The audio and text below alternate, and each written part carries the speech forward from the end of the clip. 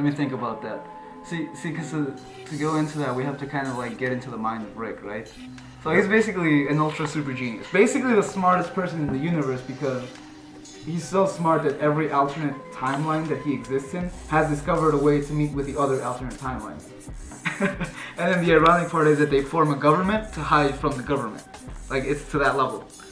So basically, it almost makes me think that he might have met God. Kind of like in Full Metal Alchemist, how it meets truth. Yep. And all that stuff, yeah. And I mean, what is kind of like the recurring theme here is like, yes, it's God. Yes, he wants to help us and he's benevolent.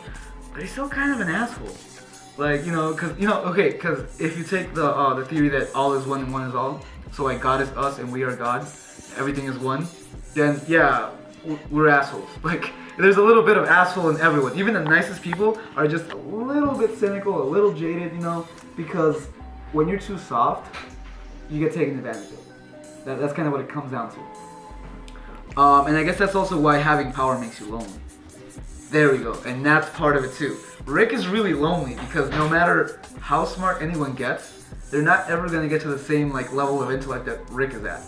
Okay, and that's part of what makes him cynical is the fact that he could draw out maps and graphs and designs for you all day, but no matter how much you want to educate people and enhance their lives, no matter how benevolent you want to be, dumb people are dumb people, and they tend to make very rash, very violent, and irrational decisions, nonetheless. And so at one point, he realizes like his own, how do I put it? I guess in a very dark way, he's accepting surrender and accepting the fact that he can't know everything, and that he can't save everyone or do everything at the same time. He can't be in two places at once. He's still confined to the third dimension, even though he has knowledge outside of that.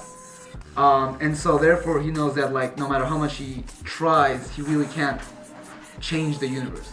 Now that sounds a little sad, but it's the truth. You can't just go out and force people and force the world to change. Even if Rick invented like like interstellar travel and unlimited renewable resource, like renewable energy, free for everyone, people would still be acting like a bunch of dumbass, ignorant monkeys. That's the problem. Like, intellect is not the same as maturity. You know what I'm saying? And he understands that. And in a lot of ways, he also, I think, feels that he's lacking that.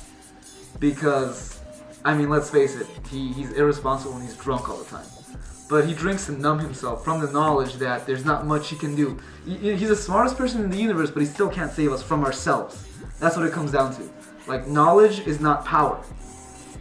That's the problem. And so, I think he feels confined. He feels chained down by, his own third-dimensional self and his own past, even. Because there must be some shit that made him not want to, be the good guy.